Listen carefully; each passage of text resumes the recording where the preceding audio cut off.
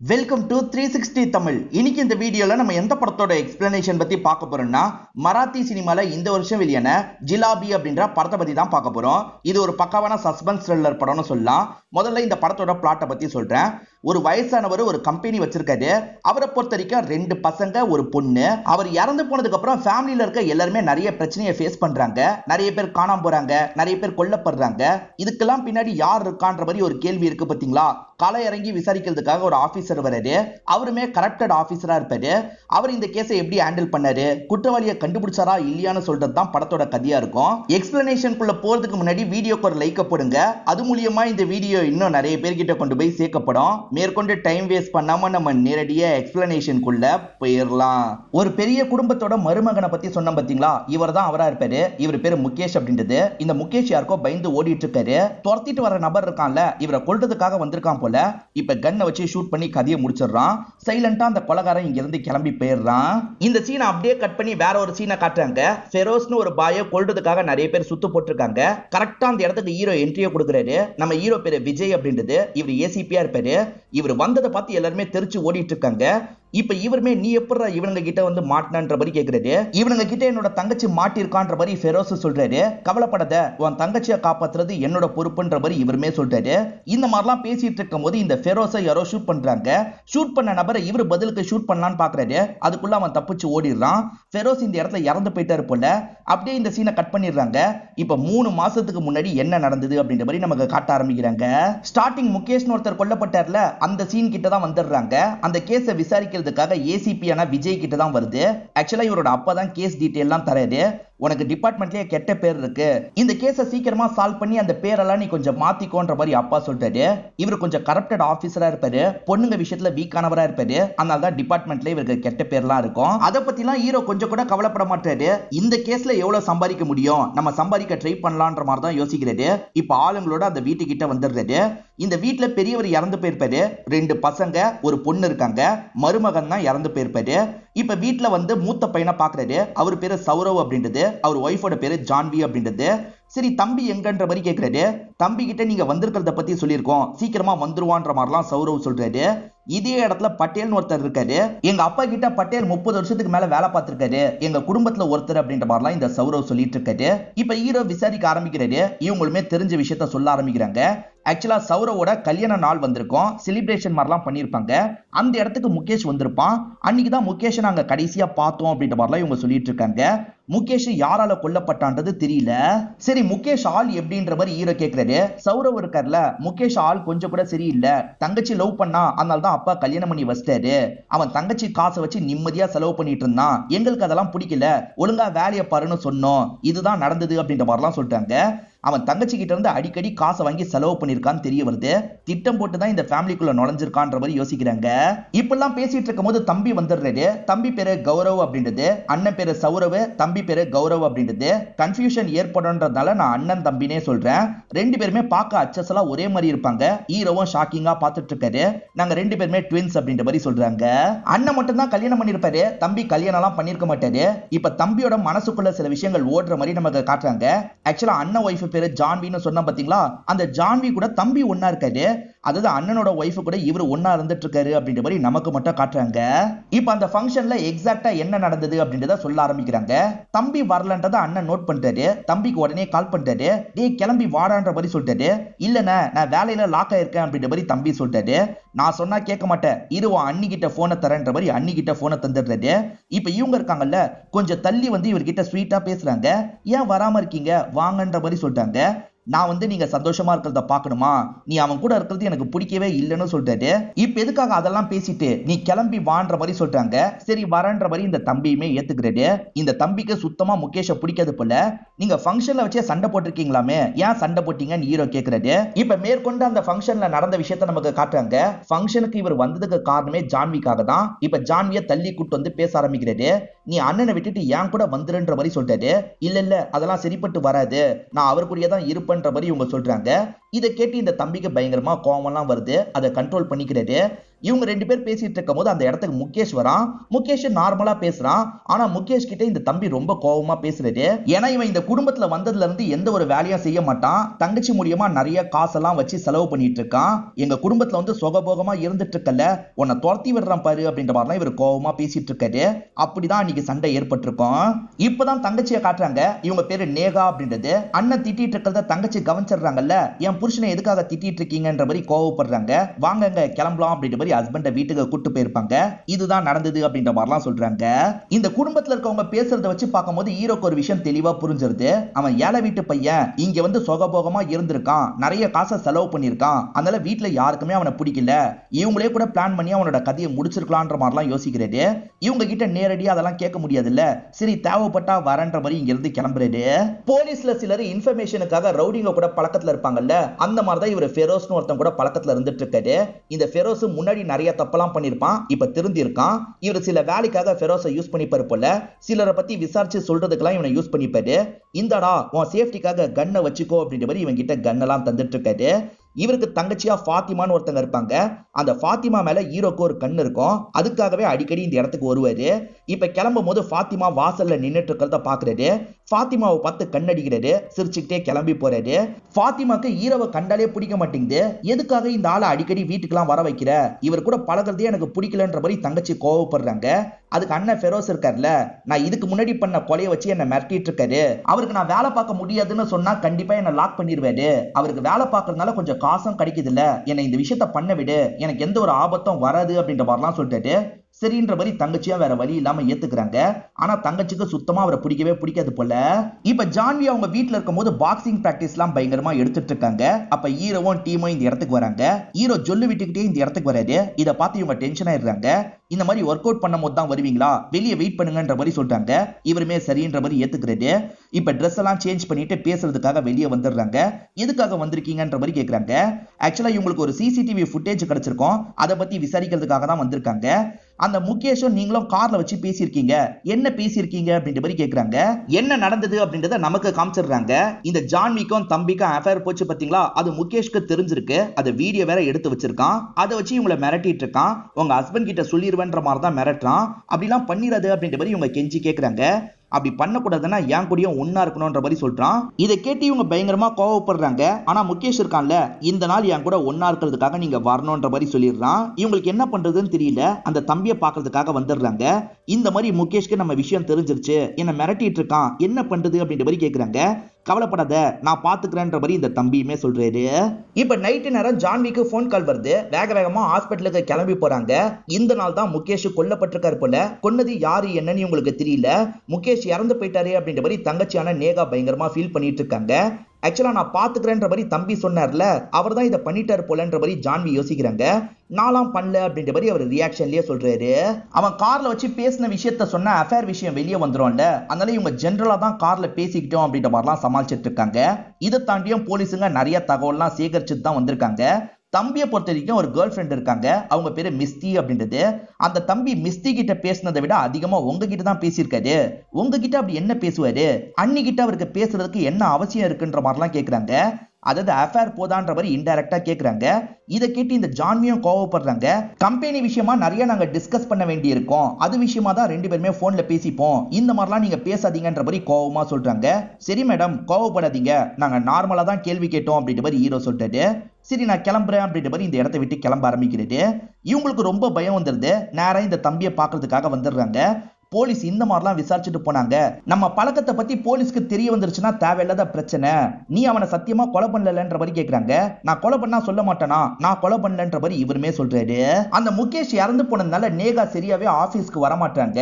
எப்பவுமே வேலை பார்க்கறதுக்கு ஏத்த மாதிரி தான் ஷேரை பிரிச்சுப்பாங்க.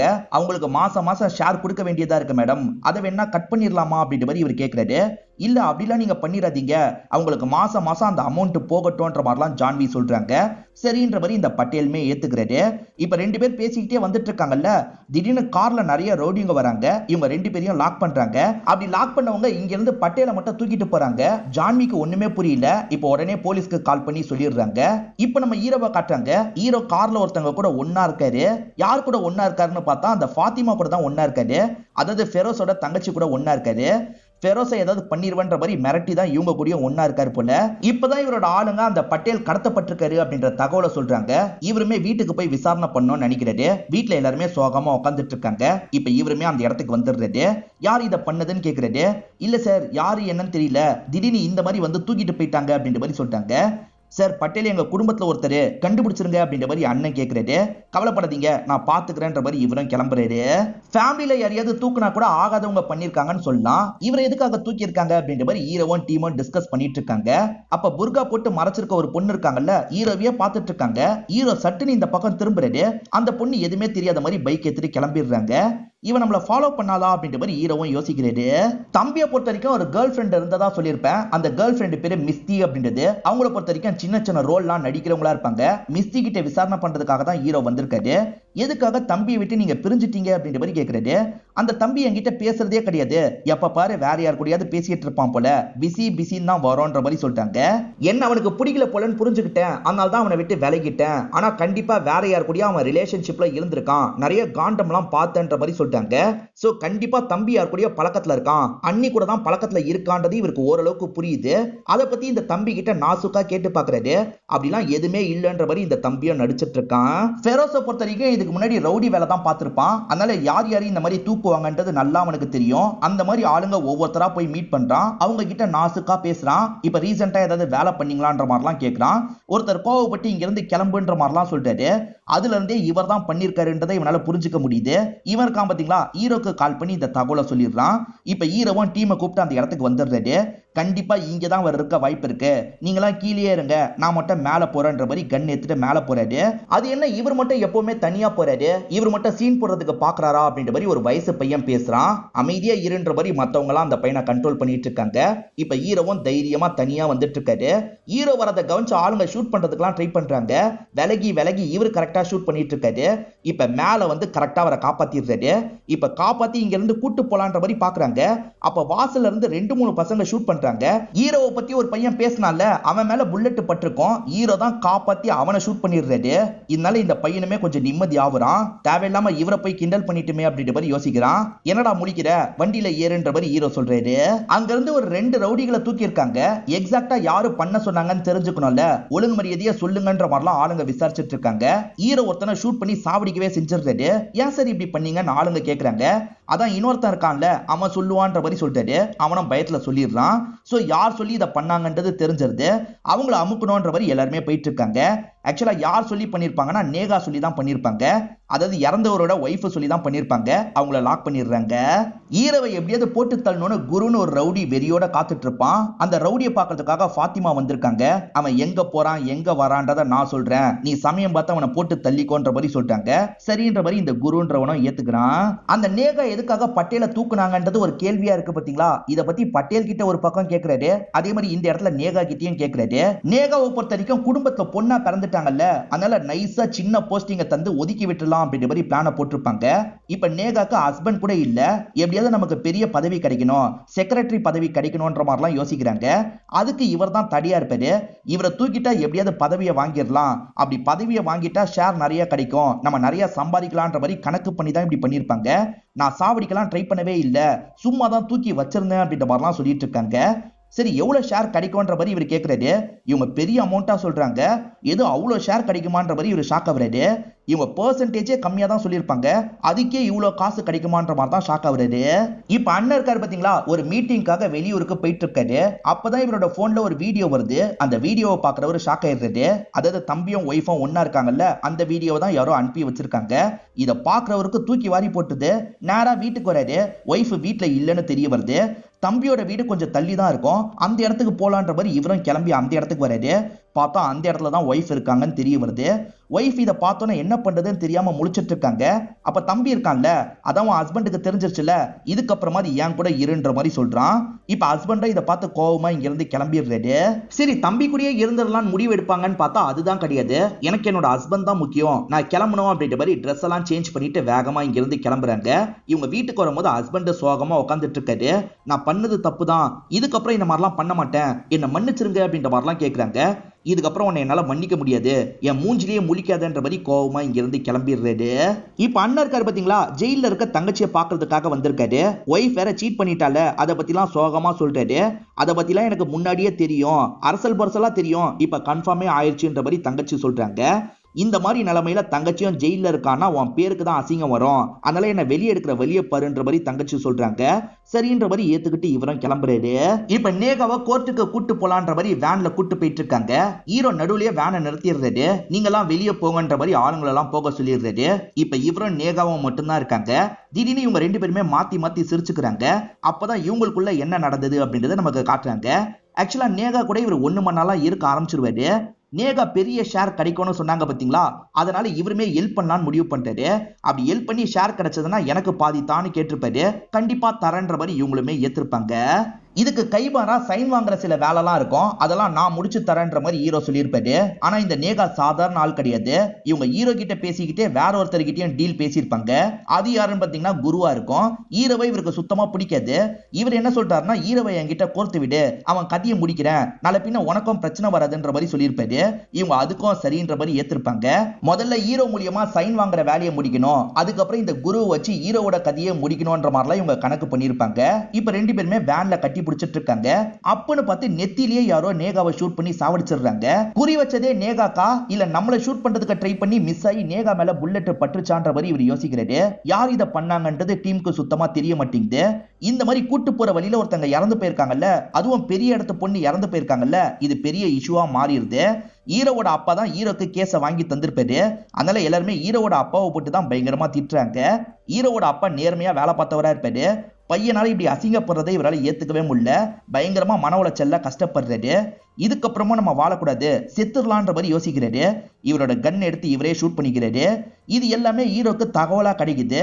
நம்மளால தான் அப்பா இறந்து போயிட்டாருன்ற மாதிரி ஃபீல் பண்றாரு. இதுக்கப்புறமாவது கொஞ்சமாவது நேர்மையா இருக்கணும், முன்ன மாதிரிலாம் நடந்துக்க கூடாதுன்ற மாதிரிலாம் ஃபீல் பண்ணிட்டு இருக்காரு. இப்ப ஹீரோ ஃபாத்திமாவை பார்க்கறதுக்காக வந்திருக்காரு. ஒன்னா இருக்கிறதுக்காக தான் வந்திருக்காருன்ற மாதிரி நினைக்கிறாங்க. அதுக்காக வரல, நான் இது வரைக்கும் பண்ணதுக்காக என்ன மன்னிச்சிரு, உன் அண்ணன் மூலியமா மிரட்டி தான் உன் கூட ஒன்னா இருந்துட்டு இருக்கேன், அது தப்புன்றதை நான் புரிஞ்சுக்கிட்டேன், இதுக்கப்புறம் இந்த மாதிரிலாம் பண்ண மாட்டேன்ற மாதிரி இங்க இருந்து கிளம்ப ஆரம்பிக்கிறாரு. இந்த ஆள் பேசுறத முழுசா நம்புறதா வேணாமான்ற மாதிரி இவங்க குழப்பத்துல இருக்காங்க. இப்ப ஹீரோவோட சீனியர் இருக்காரு பாத்தீங்களா, உனக்கு இன்னும் 7 நாள் தான் டைம், அதுக்குள்ள இந்த கேஸை நீ சால்வ் பண்ணும், அப்படி இல்லைன்னு வச்சுக்கோ உனக்கு கண்டிப்பா சஸ்பென்ஷன் தான் ஏற்பாடு பண்ணி தருவேன்னு சொல்லிட்டாரு. ஹீரோவும் சரின்ற மாதிரி ஏத்துக்கிட்டு இங்க இருந்து கிளம்புறாரு. பொதுவா இந்த மாதிரி வேலை பண்ற ஆளுங்களா இருப்பாங்கல்ல, அதுல ஒருத்தரை கூட விடக்கூடாது, எல்லாரையும் பிடிச்சி விசாரணை பண்ணும், அப்பதான் யாரு பண்ணாங்கன்னு தெரியும்ன்ற மாதிரி சொல்லிட்டாரு. ஆளுங்களும் ஏத்துக்கிறாங்க. இவங்க எல்லாருமே பயங்கரமா வேட்டையாடுறாங்க. நீ தான் பண்ணியான்னு ஒவ்வொருத்தரா பிடிச்சி கேட்டுட்டு இருக்காங்க. ஹீரோ ஒவ்வொருத்தரா நோண்டிட்டு இருக்காருல, இதெல்லாம் பார்த்து அந்த குருக்கு பயம் வந்துருது. அடுத்து என் மேலதான் கையை வைப்பான்ற மாதிரிலாம் ஆளுங்க கிட்ட பேசிட்டு இருக்காரு. அந்த இடத்துல தான் இந்த ஃபாத்திமா இருக்காங்க.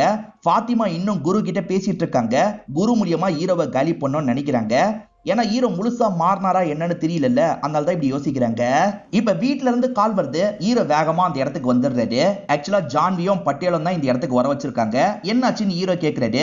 என் ஹஸ்பண்ட் மிஸ் ஆகுறாரு, என்னாச்சு ஏதாச்சுன்னு தெரியலன்ற மாதிரி இவங்க அழுதுட்டு இருக்காங்க. சரி என்னாச்சு, ஏதாவது பிரச்சனை நடந்ததா அப்படின்ற மாதிரி இவர் கேட்கிறாரு. இவங்களுமே நேத்து நைட்டு நடந்த பிரச்சனையை பத்தி சொல்றாங்க. தம்பி குடிபோதையில இந்த இடத்துக்கு வந்து பிரச்சனை பண்ணிருப்பான். தம்பிக்கு 30% தான் ஷேர் கிடைக்குது, ஆனா அண்ணனுக்கு 70% ஷேர் கிடைக்குது. இதெல்லாம் நான் ஏத்துக்க மாட்டேன், எனக்கு தான் நிறைய கிடைக்கணும்ன்ற மாதிரி பயங்கரமா பிரச்சனை பண்ணிருப்பான். அப்படி இல்லைன்னு வச்சுக்கோ உன் கதையை முடிப்பன்ற மாதிரி வார்னிங் கொடுத்துட்டு போயிருப்பான். இதை வச்சு தம்பி தான் இந்த விஷயத்த பண்ணிருக்க வாய்ப்பு இருக்குன்ற மாதிரி இவங்க 2 பேர் சொல்லிட்டு இருக்காங்க. அப்பன்னு பார்த்து ஒய்ஃபுக்கு போன் கால் வருது. போன் அட்டன் பண்ணி பேசினா தம்பி தான் பேசுறான். நான் தான் உன்னோட புருஷனை தூக்கி இருக்கேன் அப்படின்ற மாதிரிலாம் சொல்றான். தயவு செஞ்சு சௌரவை எதுவும் பண்ணிடாத, விட்டுரு அப்படின்ற மாதிரிலாம் இவங்க கேட்டுட்டு இருக்காங்க. அதை பத்திலாம் அவன் கண்டுக்காம காலை கட் பண்ணிடுறான். இப்போ ஒய்ஃப் இருக்காங்கல்ல, என் ஹஸ்பண்ட காப்பாத்தி தாங்கன்ற மாதிரி கேக்குறாங்க. நான் பாத்துக்கிறேன்ற மாதிரி ஹீரோ ஏத்துக்கிறாரு. அவன் எங்க இருந்தாலும் சரி ட்ரேஸ் பண்ணோம் அப்படின்ற மாதிரி ஆளுங்க கிட்ட சொல்லிட்டாரு. இவரும் ஒவ்வொரு பக்கமா தேடி அலைஞ்சிட்டு இருக்காரு. அந்த மிஸ்டி கிட்ட பேசலான்னு பார்த்தா மிஸ்டி கொஞ்ச நாளாவே ஷூட்டிங்க்கு வரலன்னு தெரிய வருது. அந்த தம்பி எங்க இருக்கான்னு மிஸ்டிக்கு கூட தெரிய வாய்ப்பு இருக்கு. அவ எங்க இருக்கா ஏது இருக்கான்றதை கண்டுபிடிங்கன்ற மாதிரி ஆளுங்க கிட்ட சொல்லிட்டாரு. இப்பதான் வேற ஒரு தகவல் இவருக்கு தெரியுது. அதை கேட்டு இன்னும் ஷாக் ஆயிடுறாரு. ஆக்சுவலா வீட்ல இருந்த வைஃபை போய் யாரோ கடத்திட்டாங்க போல, அதாவது அந்த ஜான்வியை யாரோ கடத்திட்டாங்க போல. இவருமே பார்க்கலான்ற மாதிரி திரும்பி அந்த வீட்டுக்கு வராரு. வீட்டுக்கிட்ட வரும்போது வெளியே இருக்க செக்யூரிட்டியை அடிச்சு போட்டு தான் தூக்கிட்டு போயிருக்காங்கன்னு தெரிய வருது. அந்த செக்யூரிட்டி இறந்தே போயிருக்காரு. அந்த பட்டேல் இருக்காருல, ஆபீஸ்க்கு கிளம்பி போயிருப்பாரு. அந்த டைம்ல யாரோ இப்படி பண்ணிருக்காங்கன்ற மாதிரிலாம் சொல்லிட்டாரு. வீட்டுக்குள்ள தள்ளுமுள்ளா நடந்திருக்கோம்ல, அங்க ஏதாவது கிடைக்க வாய்ப்பு இருக்கு, வீட்டை செக் பண்ணி பார்க்கலாம். வீட்டை செக் பண்ணி பாக்குறாங்க. அப்படி செக் பண்ணி பார்க்கும்போது அங்க இருக்க போட்டோவை மூவ் பண்ண முடியுது. அதாவது குடும்பத்தோட பெரிய ஒரு போட்டோவை மூவ் பண்ண முடியுது. மூவ் பண்ணலான்ற மாதிரி நல்லா மூவ் பண்றாங்க. பார்த்தா போட்டோக்கு பின்னாடி ஏகப்பட்ட கன்ஸ்லாம் இருக்கு. என்ன இவ்வளவு கன்ஸ்லாம் இருக்குன்ற மாதிரி ஆச்சரியப்படுறாங்க. இப்ப வெளியே வந்து அந்த தம்பியை எப்படி கண்டுபிடிக்கிறது அப்படின்ற மாதிரிலாம் டிஸ்கஸ் பண்ணிட்டு இருக்காங்க. அப்பதான் ஹீரோவை ஒரு பொண்ணு ஃபாலோ பண்றதை இவர் கவனிக்கிறாரு. புர்கா போட்டு தான் அந்த பொண்ணு ஃபாலோ பண்றாங்க. ஃபாலோ பண்றது யாருன்னு நமக்கு தெரியும், அதாவது ஃபாத்திமா தான் ஃபாலோ பண்றாங்க. இவருக்கு அதெல்லாம் தெரியாதுல்ல. இவரும் யாருன்னு பார்க்கணும்னு துரத்துறாரு. ஆனா அந்த பொண்ணு இங்க இருந்து தப்பிச்சு போயிடுறாங்க. இன்னும் ஃபாத்திமா ஹீரோவை கொல்லணும்னு நினைக்கிறாங்கல்ல, அதை பத்தி எல்லாம் குரு கிட்ட பேசிட்டு இருக்காங்க. இப்ப ஹீரோவும் ஃபெரோஸ்க்கு கால் பண்ணி பேசுறாரு. ஒரு பொண்ணு என்ன இந்த அடையாளத்துல ஃபாலோ பண்ணிக்கிட்டே இருக்கா, யாரு என்னன்றத கொஞ்சம் கண்டுபிடி அப்படின்ற மாதிரிலாம் சொல்லிட்டாரு. இப்போ ஆளுங்க மிஸ்தியை கண்டுபிடிச்சிடுறாங்க. மிஸ்தி கொஞ்ச நாளா ஷூட்டிங்க்கு போகல, நீ அந்த தம்பி கூட பழக்கத்துல இருக்கியா, அந்த தம்பி எங்க இருக்கான்னு தெரியுமா, தம்பி பண்ற பிளான்ல நீயும் இருக்கியான்ற மாதிரிலாம் கேக்குறாங்க. எனக்கு எதுவுமே தெரியாதுன்ற மாதிரிலாம் இந்த மிஸ்தி சொல்றா. அதனால இவங்களுமே ஒரு ஸ்டேஜ்ல அனுப்பி விடுறாங்க. கடத்தப்பட்ட இந்த ஜான்வி கண்முழிக்கிறாங்க. எதிர ஹஸ்பண்ட் தான் இருக்காரு. ஹஸ்பண்டுமே இவங்களை பார்த்து முறைக்கிறாரு. இன்னும் கூட நீ பண்ணதை என்னால மன்னிக்க முடியலன்ற மாதிரிலாம் சொல்லிட்டு இருக்காரு. ஒய்ஃபுமே ரொம்ப ஃபீலிங்கா பேசிட்டு இருக்காங்க. கொஞ்ச நேரத்துல திரும்பி அந்த தம்பி இருக்கான் பாத்தீங்களா, இவங்க ரெண்டு பேரையும் மயக்கமாக்கணும் அப்படின்ற மாதிரி மயக்கமாக்கிடுறான். கொஞ்ச நேரத்துல தம்பி விசில் ஊதுற மாதிரி சவுண்ட் கேக்குது. இந்த ஜான்வியும் கண் முழிச்சு பாக்குறாங்க. தம்பி இவங்களை நோக்கி தான் வந்துட்டு இருக்கான். இவர் கூட அஃபேர்ல எல்லாம் இருந்திருப்பாங்க. ஆனா ஹஸ்பண்ட் தான் முக்கியன்ற மாதிரி ஹஸ்பண்ட நோக்கி போயிருப்பாங்க. இதனால இவர் பயங்கரமா டென்ஷனா இருப்பாரு. இவன் தான் முக்கியம், நீங்க போனல, இவன் கதையை முன்னாடியே முடிக்கிறன்ற மாதிரி முடிக்கிறாரு. இதை பார்த்து இவங்க பயங்கரமா ஃபீல் பண்ணிட்டு இருக்காங்க. பாடியை மட்டும் அவர் அனுப்பி வச்சிருக்காரு போல. இப்ப ஹீரோக்கு அந்த பாடி கிடைச்சிருது. அநியாயத்துக்கு அண்ணனை சாவடிச்சிட்டானே அப்படின்ற மாதிரி ஹீரோ யோசிக்கிறாரு. இப்ப பட்டேல் உட்காந்துட்டு இருக்காரு. ஹீரோவும் பட்டேல் கிட்ட பேசுறதுக்காக வராரு. அந்த அண்ணன் தம்பிங்க எப்படி, அவங்கள பத்தி கொஞ்சம் சொல்லுங்கன்னு கேக்குறாரு. சார், தம்பி மோசமானவனா தெரியுமா, ஆனா தம்பி அந்த அளவுக்கு மோசமானவன் கிடையாது, அண்ணன் அதை விட மோசமானவன் அப்படின்ற மாதிரி ஒரு விஷயத்த சொல்ல ஆரம்பிக்கிறாரு. இதெல்லாம் பல வருஷத்துக்கு முன்னாடி நடந்திருக்கும். ஆக்சுவலா பெரியவரோட ஒய்ஃப் இருக்காங்கல்ல, நிறைய நபர்கள் கூட அஃபேர்ல இருப்பாங்க. இதெல்லாம் இந்த மூத்த பையன் பார்ப்பான். பார்த்தவன் என்ன பண்றான்னா அப்பா கிட்ட இந்த விஷயத்த சொல்லிடுறான். அப்பவும் ஒய்ஃபு கிட்ட கேட்டு பாக்குறாரு. நான் அப்படிதான் இருப்பேன் ஒய்ஃபு திமிரெல்லாம் பேசுறாங்க. இதனால இந்த பையன் செம்மையா கோவப்படுறான். அம்மாக்கு கொஞ்சம் கொஞ்சமா ஸ்லோ பாய்சன்லாம் தந்து ஒரு ஸ்டேஜ்ல அம்மாவோட கதையை முடிச்சிடுறான். உங்களுக்கு இப்படி பண்ணாங்கல்லப்பா, அதனால தான் நான் கதையை முடிச்சேன்ற மாதிரி அப்பா கிட்டே சொல்றான். அந்த அளவுக்கு இவன் வில்லங்கமான ஆளு அப்படின்ற மாதிரிலாம் இந்த பட்டேல் சொல்லிட்டு இருக்காரு. இந்த மாதிரி வேலை பண்றவங்களெல்லாம் இவங்க கண்டுபிடிச்சு மிரட்டிட்டு இருந்தாங்கல்ல, அதுல குருவோட லொகேஷன் இப்பதான் கிடைக்குது போல. உடனே அந்த ஸ்பாட்டுக்கு போனோம். குரு கூட இதை பண்ணிருக்க வாய்ப்பு இருக்குன்ற மாதிரி இவங்களுமே கார் எடுத்துட்டு கிளம்புறாங்க. இந்த ஃபாத்திமா அடிக்கடி ஹீரோக்கு தெரியாம ஃபாலோ பண்ணுவாங்க பாத்தீங்களா, அப்படி ஃபாலோ பண்றதை இந்த ஃபெரோஸ் ஃபாலோ பண்றாரு. ஃபெரோஸ்க்கு தங்கச்சின்றது தெரியல. இப்போ ஒரு ஸ்டேஜ்ல இவங்களை துரத்துறாரு. இவங்களுமே பயந்து குரு இருக்கிற இடத்துக்கு வந்துடுறாங்க. இப்ப இவருமே அந்த இடத்துக்கு வந்து தங்கச்சியை லாக் பண்றாரு. யாருன்ற மாதிரி கேக்குறாரு. அண்ணன் நான் தான் சொல்றாங்க. எது நீயான்ற மாதிரி ஃபெரோஸ் பயங்கரமா ஷாக் ஆயிடுறாரு. அப்ப குருவோட ஆளுங்க இருக்காங்கல்ல, ஃபெரோஸை லாக் பண்ணிருக்காங்க. நீ எதுக்காக இப்படி பண்ணன்ற மாதிரி ஃபெரோஸ் கேக்குறாரு. அண்ணன், அவன் ஒன்ன மட்டும் யூஸ் பண்ணல, என்னையும் பிசிக்கலா ரொம்ப யூஸ் பண்ணிட்டான். அவனை காலி பண்ணனா இவங்க ஹெல்ப் தேவை, அதுக்காக தான் இவங்க கிட்ட வந்தேன். நீ அமைதியா இரு, அவன் கதையை முடிச்சிடலாம் அப்படின்ற மாதிரிலாம் தங்கச்சி சொல்றாங்க. இந்த டைம் தான் ஹீரோவும் டீமா சேர்ந்து இந்த இடத்துக்கு வராங்க. ஷூட் பண்ணிக்கிட்டே வராங்க. அந்த சவுண்ட் கேட்டோடனே தங்கச்சி இருக்காங்கல்ல, இங்க இருந்து கிளம்பிடணும் அப்படின்ற மாதிரி வேகமா ஓடுறாங்க. ஃபெரோஸ் இங்க இருக்க ஆளுங்க கூட எல்லாம் சண்டை போடுறாரு. இததான் படத்தோட ஸ்டார்டிங்ல காமிச்சிருப்பாங்க. அப்படி வந்து ஃபெரோஸ் கிட்ட இவர் பேசிட்டு இருந்திருப்பாரு. ஃபெரோஸை ஷூட் பண்ணிட்டு ஆளுங்க எல்லாம் தப்பிச்சிடுறாங்க. ஓடின தங்கச்சி இருக்காங்கல்ல, அண்ணன் இறந்து போனதை பார்த்திருப்பாங்க. தேவையில்லாம அண்ணன் இறந்து போயிட்டாரு, இப்ப என்ன பண்றது அப்படின்ற மாதிரி ஃபீல் பண்ணிக்கிட்டே தான் பைக்கை ஓட்டிட்டு இருக்காங்க. அந்த தம்பி அண்ணனோட கதையை முடிச்ச மாதிரி காமிச்சாங்கல்ல, அடுத்ததான் உன்னோட கதையை முடிக்க போறேன் அப்படின்ற மாதிரிலாம் இவங்க கிட்ட பேசிட்டு இருக்காரு. இவங்களும் விட்டுன்ற மாதிரி கெஞ்சிட்டு இருக்காங்க. இப்ப கார்ல வந்துட்டு இருக்கும் போது ஹீரோ ஒரு விஷயத்தை யோசிச்சு பாக்குறாரு. அந்த வீட்டுல நிறைய கன்னு வச்சிருந்ததை பார்த்தாரு பாத்தீங்களா, இது வரைக்கும் கொல்லப்பட்ட எல்லாருமே அந்த மாதிரி கண்ணால் தான் கொல்லப்பட்டிருப்பாங்க. அதாவது அந்த தங்கச்சி ஹஸ்பண்ட் எல்லாருமே அந்த கண்ணால் தான் கொல்லப்பட்டிருப்பாங்க. சோ இந்த ஃபேமிலியை சேர்ந்த யாரோ தான் அந்த கன்னை எடுத்து தந்திருக்கணும், இல்ல ஃபேமிலியை சேர்ந்த யாரோ தான் இந்த விஷயத்த பண்ணிருக்கணும்ன்ற மாதிரி யோசிக்கிறாரு. தம்பி இருக்க லொகேஷனை தேடிக்கிட்டே இருந்தாங்க பாத்தீங்களா, இப்பதான் இவருக்கு தெரிய வருது போல. உடனே அந்த ஸ்பாட்டுக்கு போகணுன்ற மாதிரி வண்டியை திருப்பி அந்த இடத்துக்கு கிளம்பிட்டு இருக்காரு. இங்க தம்பி இருக்கான்ல, இவங்க கதையை முடிக்கலாம்னு நினைக்கிறான். அதுக்குள்ள ஹீரோ இந்த இடத்துக்கு வந்துடுறாரு. தம்பியை ஷூட் பண்றாரு. தம்பியும் போய் ஒளிஞ்சுக்கிறான். அப்ப ஹீரோ இருக்காருல, நீ தம்பி இல்ல அண்ணன் எனக்கு தெரியும்ன்ற மாதிரி சொல்றாரு. எப்படி ஹீரோ கண்டுபிடிச்சான்ற மாதிரி அவருமே ஷாக் ஆயிடுறாரு. உண்மையில இங்க இருக்கிறது தம்பி இல்ல அண்ணன் தான். இதை கேட்டு ஜான்வியும் பயங்கரமா ஷாக் ஆயிடுறாங்க. ஆக்சுவலா ஜான்வி சீட் பண்ணிட்டாங்கல்ல, அதை ஹஸ்பண்டால ஏத்துக்க முடியல. அதனால தான் தம்பி கதையை முடிச்சிருப்பாரு. இவர் தம்பி மாதிரிலாம் இந்த இடத்துல நடிச்சிட்டு இருந்திருப்பாரு. முதல்ல ஒய்ஃபுக்கு எதிராக ஹஸ்பண்ட் தான் உட்காந்து பேசியிருப்பாரு. ரெண்டாவது வாட்டி உங்களுக்கு மயக்க மருந்து தந்தாரு பாத்தீங்களா, அந்த டைம் தம்பி அந்த மாதிரி ட்ரெஸ் போட வச்சு உட்கார வச்சிருப்பாரு. தம்பியை பேச விடாம கதையை முடிச்சிருப்பாரு. அதனால தான் இவங்களும் அந்த மாதிரி நம்பி இருப்பாங்க. உன் கதையை முடிச்சிட்டனா எனக்கு நிம்மதின்ற மாதிரி ஹஸ்பண்ட் பக்கத்துல வந்து இவங்களை ஷூட் பண்ண பாக்குறாரு. அப்ப வேற வழியே இல்லாம ஹீரோ இருக்கார்ல, இவரை ஷூட் பண்ணிடுறாரு. சோ அண்ணனோட கதை இந்த இடத்துல முடிஞ்சிருச்சுன்ற மாதிரி காட்டுறாங்க. இப்ப ஹீரோ இருக்கார்ல, ஃபெரோஸுக்கு செய்ய வேண்டிய எல்லா விஷயத்தையும் முன்னாடி நின்று செய்யறாரு. இப்ப தங்கச்சியை போய் பார்க்கலான்ற மாதிரி வீட்டுக்கு வந்துடுறாரு. இப்ப கூட ஃபாத்திமா தான் நமக்கு எதிராக வேலை பார்க்கறாங்கன்றது இவருக்கு தெரியாது. உன் அண்ணன் இறந்து போயிட்டான், நீ இதுக்கப்புறம் இங்க இருக்கிறது சேஃப் கிடையாது, வேற ஒரு பகுதிக்கு உன்னை அனுப்பி வைக்கிறன்ற மாதிரிலாம் பேசுறாரு. இவர் உண்மையிலேயே மாறி இருக்காருன்றதை இப்பதான் தங்கச்சி புரிஞ்சுக்கிறாங்க. தங்கச்சி நடந்த எல்லா விஷயத்தையும் சொல்றாங்க. உங்க மேல குருன்னு ஒருத்தன் கோபமா இருக்கான், நான் அவனை வச்சு உங்க கதையை முடிக்கலாம்னு நினைச்சேன்ற மாதிரிலாம் சொல்றாங்க. இப்ப குரு எங்க இருக்கான்றது தெரிஞ்சிருச்சுல்ல, அந்த குருவை அமுக்கணும்ன்ற மாதிரி இவரும் குருவை அமுக்கிறதுக்காக வந்துடுறாரு. இப்ப லாக் பண்ணி ஆளுங்க இங்க இருந்து கூட்டுலாம் போயிட்டு இருக்காங்க. நீங்க மாறிட்டேன்னு மொத வாட்டி சொல்லும் போதே நான் நம்பி இருந்தேன்னா இந்த ப்ராப்ளம் வந்திருக்காது, அநியாயத்துக்கு அண்ணன் இறந்து போயிட்டான் அப்படின்ற மாதிரிலாம் அவங்க ஃபீல் பண்றாங்க. இப்ப ஹீரோ கேஸை முடிச்சிட்டோன்னு கொஞ்சம் நிம்மதியா இருக்காரு. இப்ப நியூஸ் சேனல்ல அந்த சொத்து அடுத்ததா யாருக்கு போகும்ன்ற மாதிரிலாம் டிஸ்கஸ் பண்ணிட்டு இருக்காங்க. ஏன்னா குடும்பத்தை சேர்ந்த 3 பேருமே இறந்து போயிட்டாங்கல்ல, அப்ப யாருக்கு தான் போக போகுதுன்ற மாதிரி டிஸ்கஸ் பண்ணும்போது ஒரு ட்ரஸ்ட்டுக்கு போக போறதா சொல்றாங்க. எது ட்ரஸ்ட்டுக்கு போக போதா, இதுல ஏதோ தப்பு இருக்கிற மாதிரியே தோணுதே அப்படின்ற மாதிரி ஹீரோ யோசிக்கிறாரு. அந்த ட்ரஸ்ட் யார் பேர்ல இருக்கு கொஞ்சம் விசாரிங்கன்ற மாதிரிலாம் சொல்றாரு. இவரோட ஆளுங்க இருக்காங்கல்ல, சரி விசாரிக்கலான்ற மாதிரி விசாரிக்கிறாங்க. அதோட டீட்டெயில் எல்லாத்தையும் ஹீரோ கிட்ட சொல்லிட்டு இருக்காங்க. ஹீரோக்கு இந்த விஷயத்துல ஏதோ ஒரு டவுட் வருது. இது சார்ந்து நிறைய விசாரணை பண்ணும், முதல்ல பட்டேலை பார்க்க போனோம்னு யோசிக்கிறாரு. இப்ப பட்டேல் வீட்டுல ஹீரோ நின்றுட்டு இருக்காரு. பட்டேலும் ஹீரோவை பார்த்து பயங்கரமா ஷாக் ஆயிடுறாரு. ஆக்சுவலா பட்டேல் வீட்டுல ஒரு பெரிய பிளானுக்கான மேப்லாம் போட்டு வச்சிருக்காரு. என்ன சார் பயங்கரமா நீங்களும் அவங்களும் பிளான் போட்டு வச்சிருக்கீங்க போல, அந்த குடும்பத்துல இருக்க எல்லாரையும் சாமர்த்தியமா காலி பண்ணி சொத்தெல்லாம் உங்களுக்கு கிடைக்கிறதுக்கு பிளான போட்டிருக்கீங்கல்ல அப்படின்ற மாதிரி ஹீரோ கேக்குறாரு. இதுல மெயின் ஹெட் யாருன்றதை நமக்கு காட்டுறாங்க. ஜான்வி தான் மெயின் ஹெட்டா இருப்பாங்க. இப்ப ஜான்வியை பாக்குறதுக்காக வந்துடுறாரு. ஜான்வி போட்ட பிளானை பத்திலாம் புட்டு புட்டு வைக்கிறாரு. இந்த வீட்டோட பெரிய ஒரு உயிரோட இருக்கும் போது ஜான்வி அந்த கம்பெனில சாதாரண ஒர்க்கரா இருப்பாங்க. அங்க இருக்க அண்ணனை வேணும்ட்டே தான் கரெக்ட் பண்ணிருப்பாங்க. அவரை கல்யாணம் பண்ணி இந்த வீட்டுக்குள்ள நுழையணும்ன்ற மாதிரி நுழைஞ்சிருப்பாங்க. முதல்ல அந்த பெரியவரை கொஞ்சம் கொஞ்சமா காலி பண்ணிருக்காங்க. அதுக்கப்புறம் இந்த குடும்பத்துல இருக்க எல்லாரையும் காலி பண்ணணும்னு முடிவு பண்ணிருப்பாங்க. ஸ்டார்டிங் முகேஷ் இறந்து போனதுக்கு காரணம் இவங்க தான். அதே மாதிரி அந்த தங்கச்சி நேகா இறந்து போனதுக்கு காரணம் இவங்க தான். அதே மாதிரி ஹஸ்பண்டுக்கு யாரோ வீடியோ அனுப்பி வச்சாங்கல்ல, இவங்க தான் அந்த வீடியோவையே அனுப்பி வச்சிருப்பாங்க. ஹஸ்பண்டுக்கும் தம்பிக்கும் சண்டை ஏற்படணும், அதுல 2 பேருமே செத்துருவாங்க, நமக்கு சொத்து கிடைச்சிடும்ன்ற மாதிரி பிளான் போட்டிருப்பாங்க. இவங்க உண்மையான பேரு ஜான்விலாம் கிடையாது, வேற பேரா தான் இருக்கும். அதே சமயம் அந்த ட்ரஸ்ட்ல ஆளுங்களை எல்லாம் கரெக்ட் பண்ணி வச்சிருப்பாங்க. அங்க போற எல்லா காசையும் இவங்க மொத்தமா எடுத்துக்கலாம். சோ காசுக்காக தான் இவ்வளவு பிளான போட்டிருக்காங்க.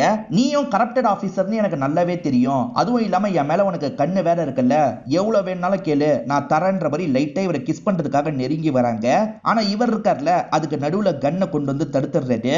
நான் முன்ன அப்படி இருந்தேன், ஆனா இப்ப மாறிட்டேன், ஒழுங்கா சரண்டர் ஆயிரு அப்படின்ற மாதிரிலாம் சொல்லிட்டாரு. ஜான்விக்கு சண்டை போட தெரியும் போல, தடுத்து சண்டை போடுறாங்க. இவர் பயங்கரமா ஜான்வி கிட்ட அடி வாங்கிட்டு இருக்காரு. எப்படியாவது இவளை லாக் பண்ணோம் அப்படின்ற மாதிரி திரும்பி எந்திரிச்சு சண்டை போடுறாரு. 2 பேருமே இந்த பிளானை பத்திலாம் டிஸ்கஸ் பண்ணிக்கிட்டே தான் சண்டை போடுறாங்க. அதாவது உங்களுக்கு முன்கூட்டியே நான் சொன்னேன் பாத்தீங்களா, அதை பத்திலாம் டிஸ்கஸ் பண்ணிக்கிட்டே தான் பயங்கரமா சண்டை போட்டுட்டு இருக்காங்க. ஹீரோ தான் முதல்ல நிறைய அடி வாங்குறாரு. போக போக ஹீரோவும் திரும்பி அடிக்கிறாரு. நீ பண்ண தப்புக்கு இந்த பெரியவர்கிட்ட மன்னிப்பு கேளு அப்படின்ற மாதிரி போட்டோ கிட்ட இவங்களை தள்ளிட்டு இருக்காரு. ஒரு ஸ்டேஜ்ல இவங்களை லாக் பண்ணி இந்த இடத்துல பிடிச்சிடுறாரு. இப்ப வேனெல்லாம் வர வச்சிடுறாரு. வேன்ல உட்காந்த மாதிரி பேசிட்டு இருக்காங்க. அப்பயே இந்த ஜான்வி இருக்காங்கல்ல, எவ்வளவு வேணாலும் கேளு நான் தரேன், நீ இந்த விஷயத்த வெளி உலகத்துக்கு கொண்டு வராது அப்படின்ற மாதிரி சொல்றாங்க. ஆனா இவர் மசீர மாதிரியே இல்ல, இவளை கூட்டிட்டு போங்கன்ற மாதிரி ஆளுங்க பொறுப்புல ஒப்படைச்சிடுறாரு. இதோடய இந்த படத்தோட கதையை முடிச்சிடுறாங்க. இந்த படத்துல வந்த ட்விஸ்ட் அண்ட் டர்ன்ஸ் எல்லாம் கண்டிப்பா உங்களுக்கு பிடிச்சிருக்கும்னு நம்புறேன்.